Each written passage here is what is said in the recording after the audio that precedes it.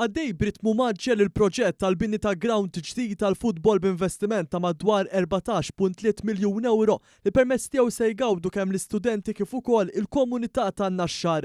Waqt żjara fuq is-sit fejn qed isir dan il-proġett il-Ministru għall-Edukazzjoni, l-Isport, iż-żgħażagħ, ir-Riċerka u l-Innovazzjoni Clifton Grima għalli dan il-proġett se jwassal biex it-tfal ta' din il-lokalità ikunu jistgħu jitħarġu b'mod sigur u f'ambjent sabiħ. Proġett li qed iwassal biex titwetta wkoll weda elettorali oħra. Fil-kumpless edukattiv in-Naxxar bħalissa qed jinbena ground li se jikkumplimenta l-faċilitajiet sportivi eżistenti fil-cluster ta' skejjer li hemm fin-Naxxar, prinċipalment il-Giovanni Kurmi Higher Secondary, l-Iskola Medja fil-Kulleġġ Marja Reġina u Language Induction Hub li jifforma parti mill-istess kulleġġ. Dan il-ground se jkun mifrux fuq 9,800 metru kwadru u se jkun jinkludi pitch għal-logħba 11-a-side u stand għall-ispettaturi.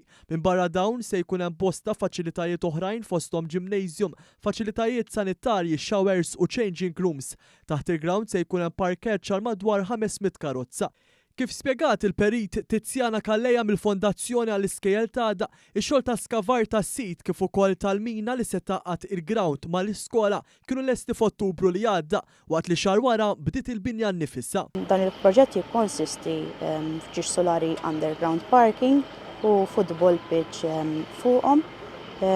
Kif qed taraw dawn huwa l-kostruzzjoni għaddej fejn kważi 60% tal-proġett huwa komplut.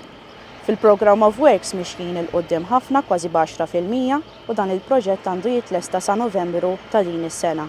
Il-Ministru Grima qal li l-investiment mhux biss huwa marbut ma' faċilitajiet sportivi nazzjonali li nataw livell internazzjonali, imma isir investiment fl-infrastruttura sportiva fis-settur edukattiv. Permezz ta' dan l-investiment qegħdin inkomplu nikkonfermaw kemm qegħdin noħolqu spazji rikreattivi, spazji miftuħa u spazji sportivi ġewwa il-komunitajiet tagħna.